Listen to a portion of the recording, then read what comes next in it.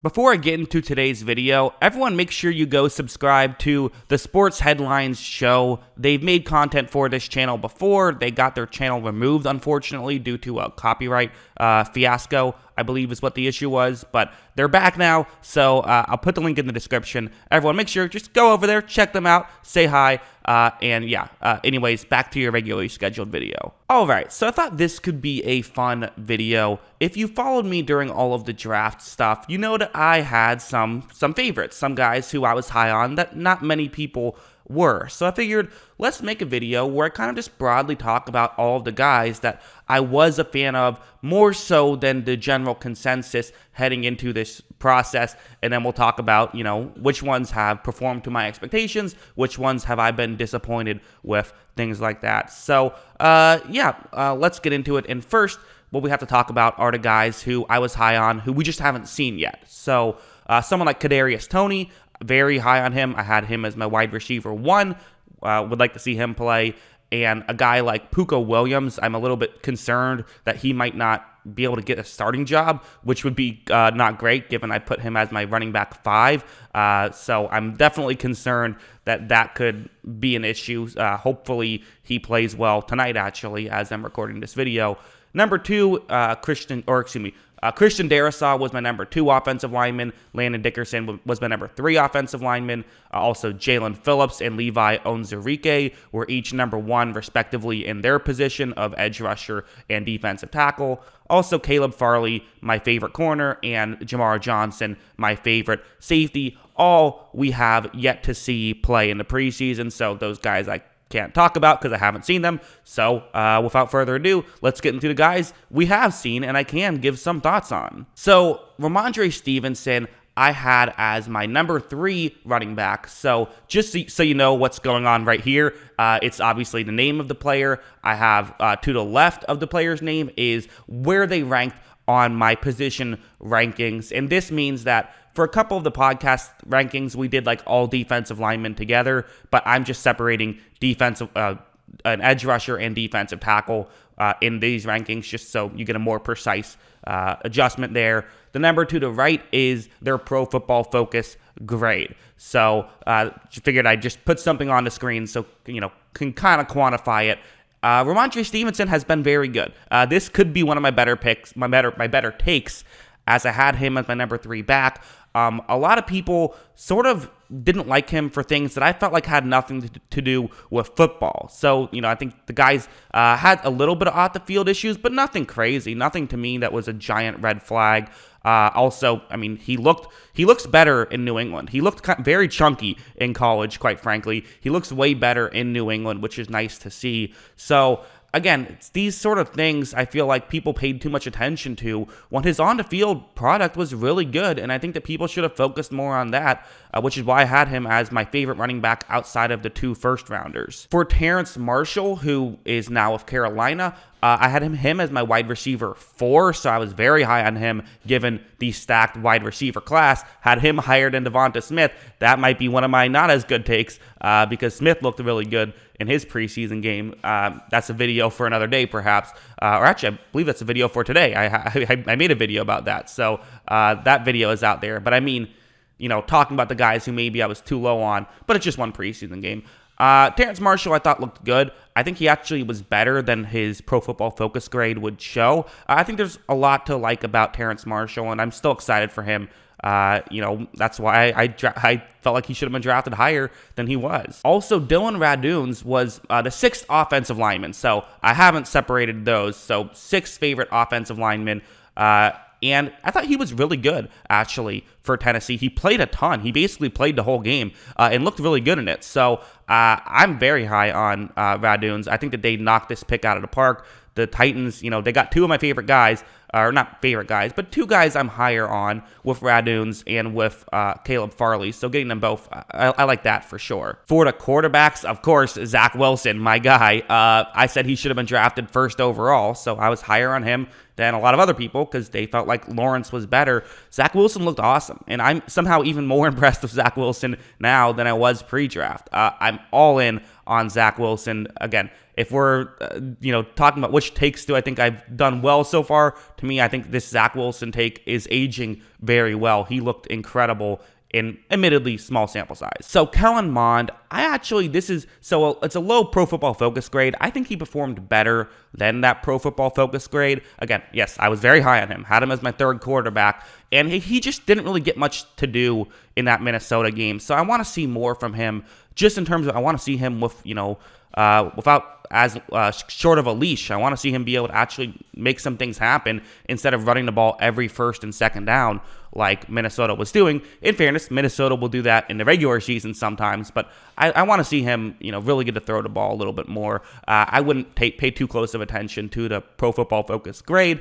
And I also should mention Pro Football Focus themselves have mentioned that a grade in a small sample size, you're going to get some wonkiness. Also, another quarterback I was very high on, Mac Jones, I had him as my quarterback 4, and I felt like I wouldn't have hated it at all if the 49ers drafted him 3rd overall, and his Pro Football Focus grade is insane, although I don't think it's quite that good, but I think he's been very good. I think that the best thing about him is how well he runs the offense. There's been a couple of throws that I feel like he needs to get his footwork a little bit better to push the ball a little bit faster, but other than that, his quick release coming into play, clearly a smart kid, and has done very well for himself in 2 preseason games. We've gotten to see a couple of his, so that's nice to see. And my last offensive player, Sam Ehlinger, I thought also looked pretty good. I mean, he threw that 1 interception, but other than that, I thought that he had a very solid performance.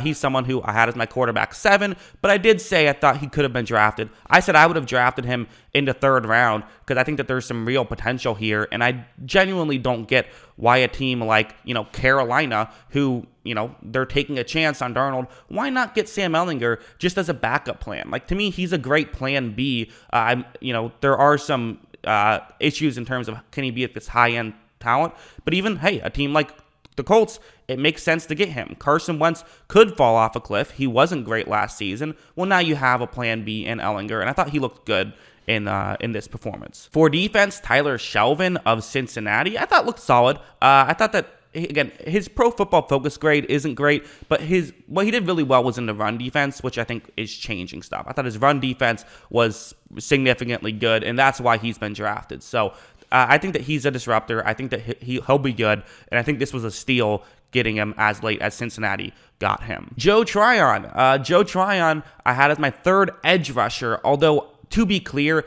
I wasn't quite as high on him as that might suggest. I did say that there's a pretty big drop-off after Kwity Paye, who I had as number 2. So I wasn't quite as high on him, but I was still higher on him than most, I would say. And he looked good. He had that sack that did get called back due to a penalty, but he looked solid, I would say. So I was happy with what I saw from Joe Tryon, and he plays for Tampa Bay, so even more happy. Jabril Cox, I had as my number 3 linebacker, and he was interesting because I wasn't that much higher on him than most, except he fell, all the way to a mid-round pick, which was surprising to a lot of people, and I thought he looked good. His tackling was kind of an issue in the first preseason game, but then it got way better in the second preseason game. So he's improving already as a young player. I'm impressed with Jabril Cox. Again, there's a couple linebackers I do like better, but I thought that he looked solid, and I think that he'll probably end up being... It's weird because Dallas has so many linebackers. Will he get playing time is the question. I just wish he was in a position where he could get some more snaps, quite frankly, in the regular season. Micah Parsons, who... This is kind of a weird one to put here just because everyone liked Parsons, it seemed, but there were some people that had some concerns about Parsons. A lot of people, I definitely heard some people, especially on this platform, who were not too high on Parsons and didn't think he should have gone as the first linebacker. I thought he was the number 1 defensive player in this draft. I think what he does is just fantastic, and he's really shown it off. He's had a fantastic preseason, maybe the most impressive preseason of the defensive players, just period. I've been really impressed with what I've seen from Parsons. So he's someone who, again, I can't really call him my guy because a lot of people liked Parsons. He was a what, 11th overall pick, but still, I think that he's very impressive so far. All right, so Tyson Campbell. This is one that maybe, again, Pro Football Focus grade, ugly. I don't think it's that bad. I watched it. When I saw that he had a sub 50 Pro Football Focus grade, I was like, oh no, what's going on here with Tyson Campbell? He gave up one touchdown that was like a 27-yarder. There was no separation the whole play. It was a good catch. Maybe you could argue he should have been able to knock it away, but it was a really good catch. So that does kind of happen. I'm not going to freak out over it. I would need to see more of that happening. And he didn't give up much separation at all. So that's what I like about him, is he doesn't give up separation, and he still did that well. So a bit disappointing with the one catch he gave up, but as a whole, I thought that his 30-so snaps were pretty good. I'm not concerned about that. I still have high hopes for Tyson Campbell, and rookie corners, they're going to take some time to develop. And last rookie corner, in fact, last player I'm going to talk about in this video, Eric Stokes, another guy who, he was solid. I thought that he was fine. He was playing zone, which that's just not really the scheme I want him in. I want him in man. But I thought he did well.